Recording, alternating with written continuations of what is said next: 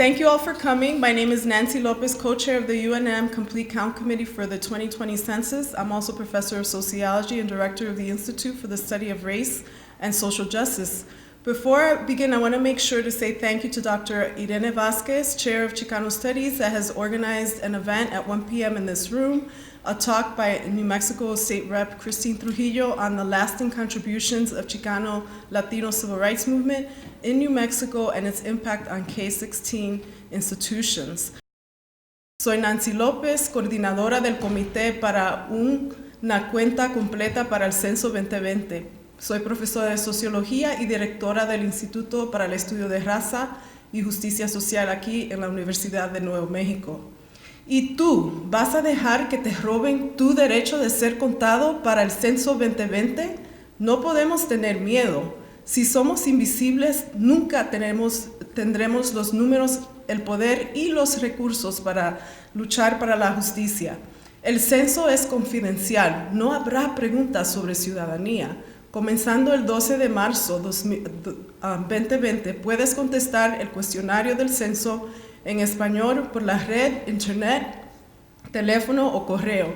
Si no lo contestas, un trabajador del censo vendrá a tu casa a tocarte la puerta a ti o a la de tu vecino. La razón es que el censo solo toma lugar cada 10 años y tenemos que contar a todos los niños, adultos y personas mayores de edad que viven en tu hogar.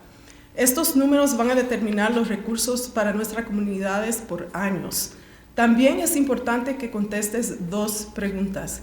¿Qué es tu origen hispano, por ejemplo, mexicana, puertorriqueña, cubana o como yo, dominicana?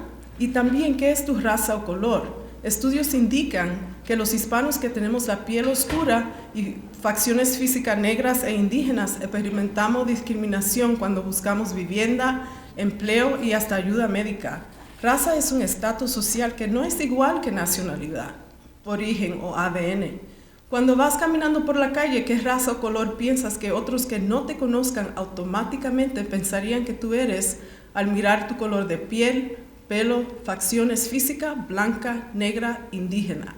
Estos números nos van a ayudar a combatir la discriminación por raza o color.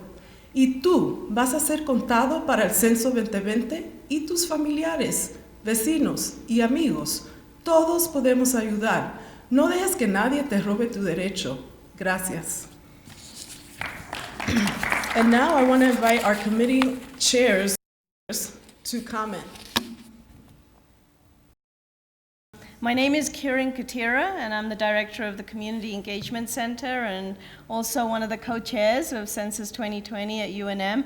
And I'm also representing the NACA-inspired Schools Network and the Asian Family Center as one of the board members. So I want to make sure that we really speak to our students as well. So one of the hardest to count populations are the people of color that are represented at our university, and we have about 27,000 students here, and plus many, many more that are branch campus students. And I want to make sure that they all know if they spend most of their time in New Mexico, which is most of our students, then they should be counted here in New Mexico. And this means we really need to speak to each other and get our peers to fill out the census. And I also believe that students are great ambassadors for their families.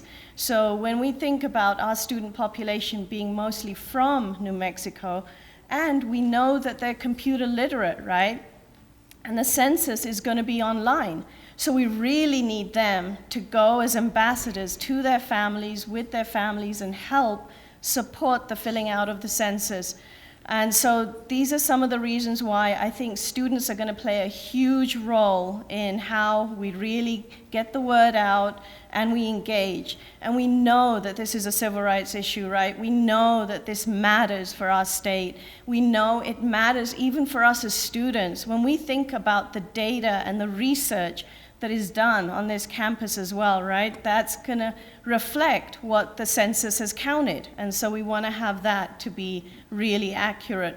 We also know that one of the hardest to count populations is the 0 to 3, right? and that real young age is also a population that our students can connect to, because we have so many non-traditional students and parents on campus.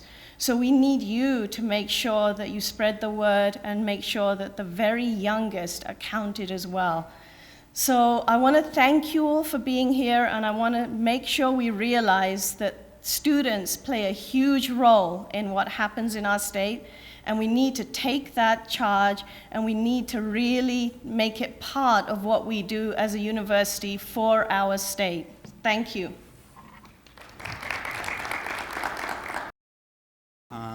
Hola, buenas tardes a todos. Mi nombre es Erick Hernandez y soy un estudiante aquí en la UNM. Soy parte de la comité 2020. Solo quería recordar a las familias hispanas que este censo es muy importante para nosotros y para los estudiantes. Este censo va a definir por los próximos 10 años cómo los materiales de los Estados Unidos se va a distribuir y quién tiene el poder. Este censo es muy importante y urge que las familias lo llenen y que los estudiantes, si tienen preguntas, que nos pregunten. Bueno, muchas gracias a todos. My name is Tabitha King, and I'm currently a part of the Community Engagement Center, while I'm also finishing my undergraduate as a student here at UNM. I'm here because this is important to me, that the people who are in the room and who are invited to today's meeting are counted and funds are appropriated for them to have services. I do appreciate you being here on such short notice and giving your input on why this all matters for us. Thank you again. My name is Bldg, and I'm the Executive Director of the New Mexico Asian Family Center. We're the only agency in the state providing Pan-Asian services to our communities that are tailored to the different languages and cultures that we serve. For too long, New Mexico has been known broadly as a tricultural state, but we're so much more than that. We must acknowledge that we're a multicultural state and that we have so much richness in the diversity of all of our languages and cultures. Asian and Pacific Islander communities in our state have been too long invisibilized. We know that just an undercount of 1% of our API communities will lead to an almost $12 million loss for our entire state of New Mexico. Everyone, including all of our immigrant and refugee families, deserve to be counted and recognized. Our children deserve quality and accessible schools and healthcare, and Census 2020 will define that for the next 20 years for us. As members of our state, county, and city complete count committees, New Mexico Asian Family Center is supporting language access, and it has supported translation of census documents into languages such as Chinese, Vietnamese, Dari, Japanese, Korean, and Visayan. We'll also be supporting workshops for the community on how to fill out the census, as well as doing census outreach for our different communities within Albuquerque. New Mexico deserves an accurate count, and we need everyone to make that happen. Thank you. I am here to remind you how vital it is that our immigrant and communities of color are counted in 2020. And to remind you that we will not be erased by Trump and his racist administration. Unfortunately, the Trump administration is actively working to deprive communities of color of our voice and equitable share of resources and fair representation by doing everything possible to drive down participation in the census count. The current administration has made it clear that their mission is to erase communities of color by limiting access to the resources they need for our communities to prosper and succeed. They want to silence us by taking away the power to claim our existence as part of our communities. It will take from each and every one of us to make sure we have all the funding needed for our communities by participating in the census, bringing visibility for our families' needs, and speaking up to our community and our future. We have the power to shape our future, and it begins by making sure to get counted in 2020 census to reclaim our political power and representation. Thank you. Hello, everyone. My name is Sofia Sanchez. I am the senior field representative in Congresswoman Deb Haaland's office, and myself, along with Brenda McKenna, are heading up our census efforts. Just to share a little words from the Congresswoman, a substantial proportion of federal domestic assistance is distributed on the basis of the population data gathered through the census. Grants are especially influenced by census data. In 2008, census-guided grants accounted for $419.8 billion, around 75% of all federal grant funding that year. For our Native communities, this process is even more important. When the tribal community is undercounted, political boundaries may not accurately represent reality. New Mexico is the second hardest state for the census to count. Recent estimates show that counts of some areas of the state are only 50% accurate. This is incredibly important for federal funding because we lose about $3,700 for each person the census misses. According to Counting for Dollars, if just 15% of our state's total count is accurate, New Mexico stands to lose over $9 billion. Our office is here to assist any of you working on this. Please reach out to us. Nancy has our information. The Congresswoman is ready to do events with you. She can, she will go out there and count people with you. So thank you for having us.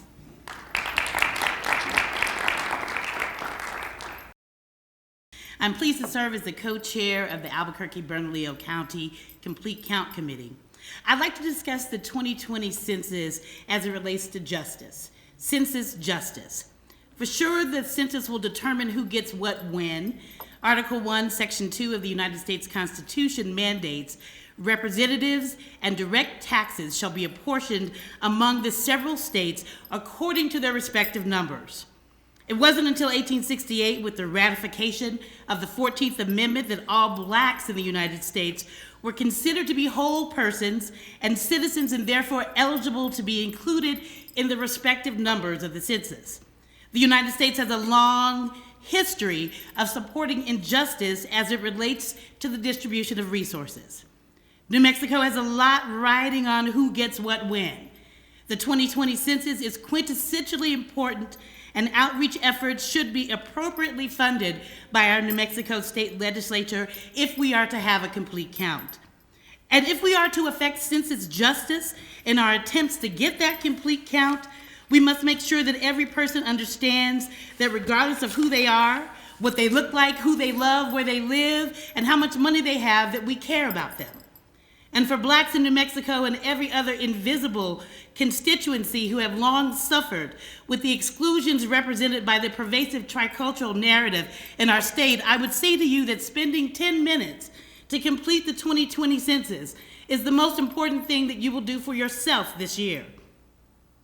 Bob Marley wrote a reggae song that I love. Get up, stand up for your rights. If I might borrow Reggae Master Marley's lyrics, I'd say to any person listening that the 2020 census is about justice. And if we are to achieve it, we must get up, sign up, and respond to get our rights. You may not want to do it for an administration that has arguably given you no evidence to believe that your rights have any meaning for them. But I'd ask you to do it for your ancestors like Fannie Lou Hamer and countless others. Do it for your community so that you can increase the respect of your respective numbers. And do it for yourself. We can do this, New Mexico. Respond to the 2020 census for your ancestors, for your community, and for yourself.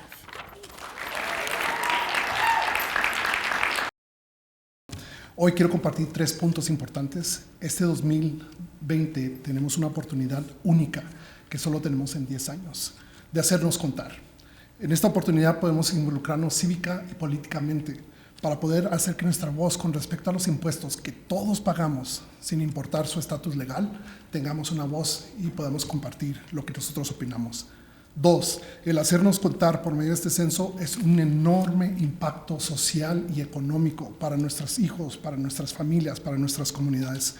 Si tú no te haces contar, vamos a perder hasta $750 millones en el estado de Nuevo México, que apoyan a nuestros programas educacionales, nuestras familias, a nuestros hijos.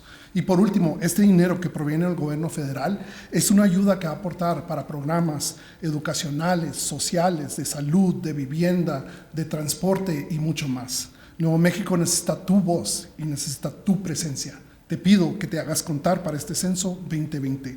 Yo me voy a hacer contar y tú también cuentas. Llénalo. Gracias. Bonjour, je m'appelle Maurice Tetne et je suis enseignant de français à Santa Fe. Et mon intervention aujourd'hui, c'est surtout par rapport aux habitants du Nouveau-Mexique, tous néo-mexicains surtout scolarisés.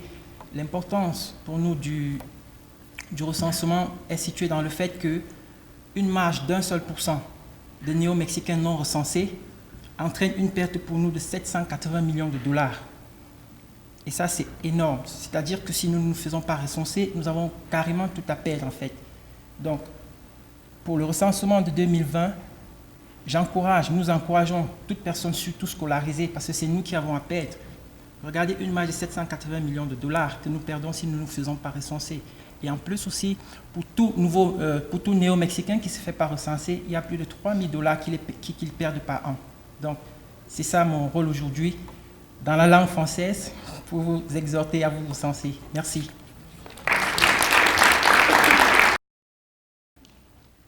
Good afternoon. My name is Gregg. I'm the president of the staff here at the University of New Mexico. UNM staff are 6,200 members strong, and we're uniquely positioned across campus and across the state of New Mexico to be a force to ensure that New Mexicans are completely counted. We know that for some communities it can be scary to speak up and to be counted, but I'm here to tell you how important this is for our ability to provide adequate services to all New Mexicans. UNM is the university for New Mexico, and our staff can be a force for good and to ensure that we are all counted. Thank you. Each of us needs to be counted, and each of these roles is relevant when we consider the power of the U.S. Census to scholar activist agendas. As a mother, it's really important to me that schools in Albuquerque and throughout the state are strong, and that they have all the resources that are necessary to help our children thrive and to reach their full intellectual and creative potential. This is not possible unless we can hire teachers and with competitive salaries and provide crucial information technologies to our students. Federal and state funding is earmarked for communities on the basis of our population counts. This includes all residents of New Mexico, regardless of whether they are new transplants like myself or their documentation status. If we want robust schools, we need to make sure everyone is counted. As a sociologist and Black feminist scholar, I've used data to understand the social world, to dispel myths about people of color, and to unveil discrimination, and further to provide evidence about which solutions to social problems are the most efficacious. We need accurate counts of individuals living in Albuquerque and throughout the state in order to collect comprehensive data on issues of child health, poverty, and access to education. Our statistical analyses help us to understand how structural inequality and poor access to health leads to consequences like child mortality, or the degree to which resources are needed for healthy aging, or the span of the opioid epidemic in New Mexico. This information will not be accurate unless we have complete counts of all segments of the population. Finally, as an administrator working for equity and enhanced inclusion at UNM, thorough population counts are important so that we know when we are succeeding in providing better access to higher ed to larger proportions of our youth in New Mexico. Cultivating the genius of this community is our primary goal in the Division of Equity and Inclusion. We need for everyone to be counted in order to garner the needed resources to aid our efforts to contribute a well-rounded, culturally responsive workforce that will grow the middle class of New Mexico. Thank you. We have seen throughout the decades that New Mexico is in danger of being an undercounted state. And I want to reach out to all you and you realize that it impacts us financially. It impacts us culturally, and it impacts us as a community at UNM when we do research. We need that valid data at the baseline to help us do economic development. A lot of people at the School of Business and Anderson School of Business use economic data from the census and the decennial census population data to do their market research and to do their marketing plans and their business plans to do economic development within the state. So it's vital, not only for the money that the federal government disperses based on population counts, not only for the numbers that we get out about how many children are going to be in our schools and need education, but it's also vital for our economic community to know those numbers so that they can do economic development.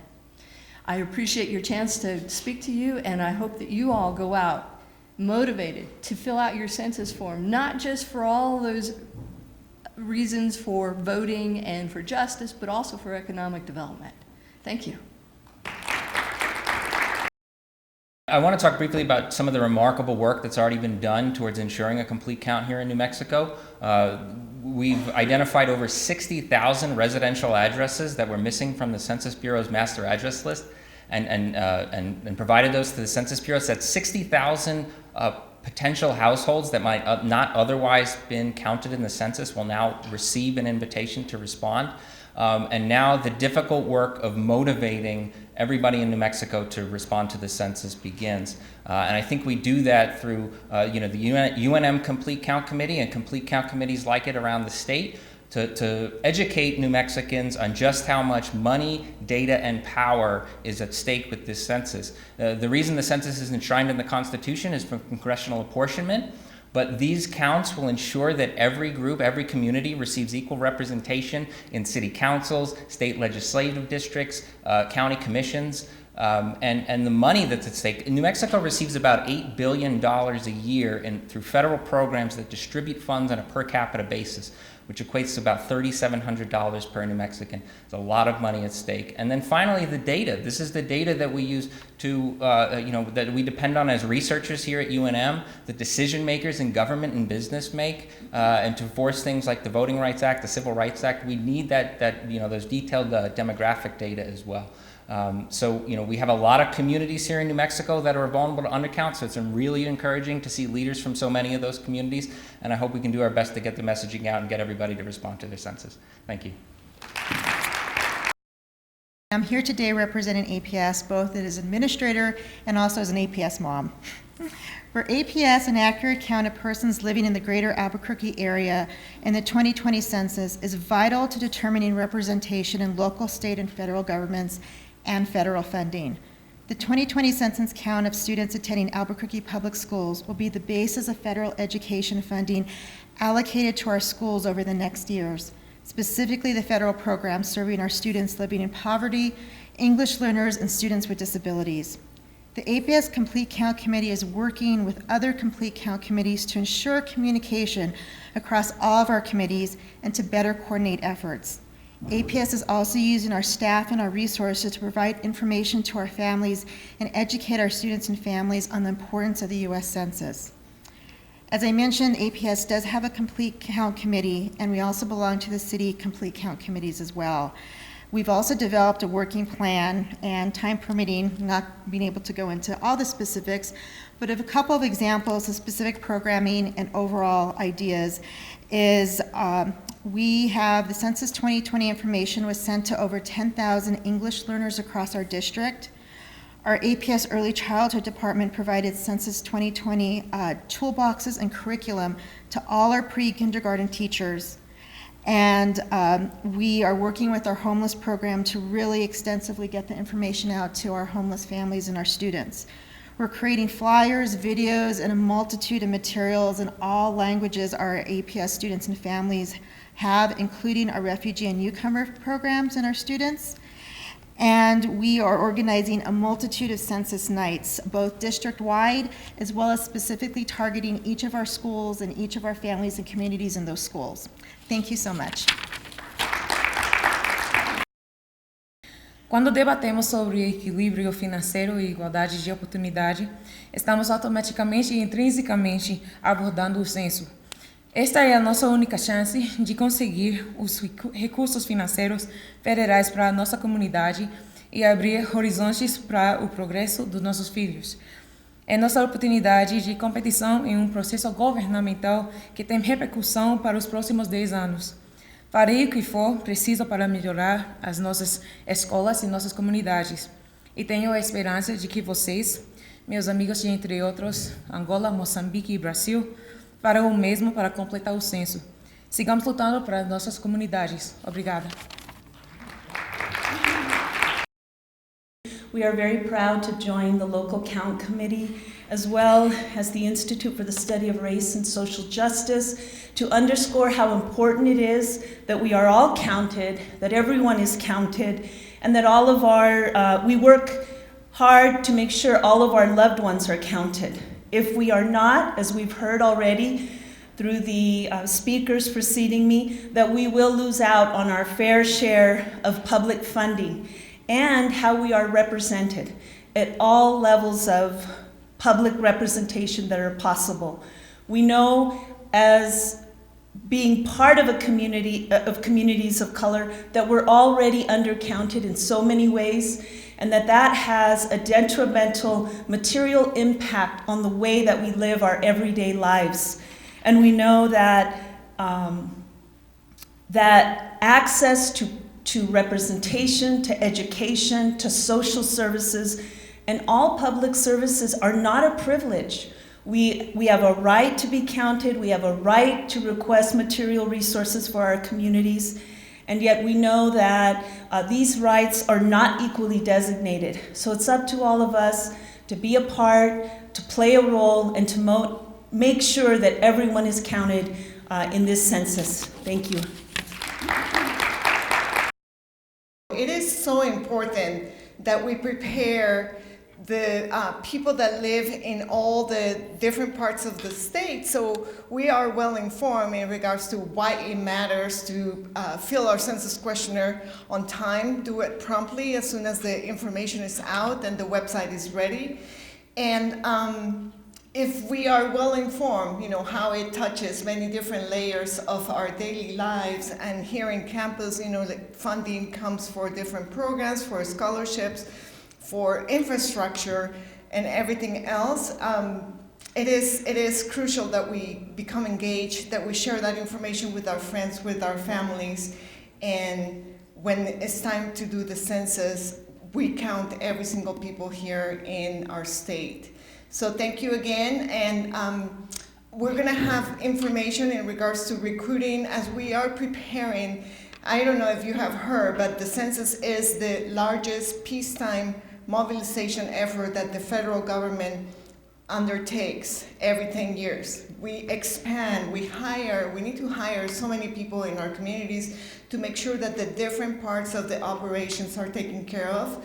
And one of that operations is going to be to have census workers assist us identifying group quarters where people live in group quarters such as college dormitories and homeless shelters and senior living facilities, but also part of the job that people will be able to do is go door to door and help us count people who have not been able to participate promptly and do the self-response either online, over the phone, or by paper. So that's why we are here sharing this information. If you know somebody that is interested in doing a part-time job, we're very flexible. If you want just a few hours, we will work with your schedule. If you are interested in the full 40 hours a week, we can also work that. So share the information, tell people we're hiring. The pay rate depends on what part of New Mexico we are in. Starts at $12.50 an hour, and it goes all the way to $15.50 per hour. We pay for the training, we give you all the equipment you need, and it's just a really fun project to be involved and learn a little more. As I've been traveling throughout New Mexico, I hear people that share with me that they have been involved in census operations on the previous decennial in 2010, and how much they enjoy experience. So join us, and we'll have information outside. Thank you again. I just wanted to talk a little bit about why I'm so passionate about the census. Being a mixed person here in Albuquerque or in New Mexico, I am half Black and half Hispanic, mixed with some Native and some Aztec and all kinds of stuff in there. But what's really exciting to me about this census is we're going to be able to put our origins on there. You're going to be able to put on there, I am African American, but I also identify with the Latina side of me. And I'll be able to actually put more than one on this census, which is super important. Because did you know in New Mexico right now, as of the 2010 census, New Mexico has 9% other. There's no funding for other. There's no programs for other, right? So it's super important that those that identify as other have a place that we can be counted as how we identify. Not what you think I look like or what you think I look like, but what I identify with. I'm super excited that on this census we're going to be able to put that. We're also in the midst of starting an African American Complete Count Committee, so that's just starting up. So if there's anybody that's interested in getting a part of that team, we're going to be focusing on all of New Mexico, and so we really want to have some more members to that as well. So thank you for doing this, so important. Do we know if people are not documented, if they will be rounded up? Do we know if they won't be? How can we convey that to them? I don't know. I don't know what the current information is. I just know there's been a lot of scare tactics going on, and I want to know what's currently the case. Thank you so much for bringing that question. Do we know about the confidentiality, and how can we ensure that people's personal information is kept confidential and secure? That's huge here in New Mexico for our communities, because we work with a lot of families that have mixed status, and that means perhaps some members of the family don't have documentation to be here in the country, and other members of the family perhaps have been born here and are citizens, right? And how can we convince those families that it's safe for them to participate and fill their census questionnaire? And the way we are communicating is by letting people know. It's like the more information you have, the more power and trust you can have that your personal identifiable information will be kept confidential. All census employees, including myself, we have to take an oath of confidentiality when we start working for the Bureau. And that oath is for life. If we ever break the oath, we can be fined $250,000 in fines and up to 5 years in prison, or both. And we understand, the Census Bureau understands, if we cannot have people's trust for them to feel confident sharing their information, then that's the core, that's the basis of this questionnaire. And we are teaming up, building partnerships with organizations that work directly with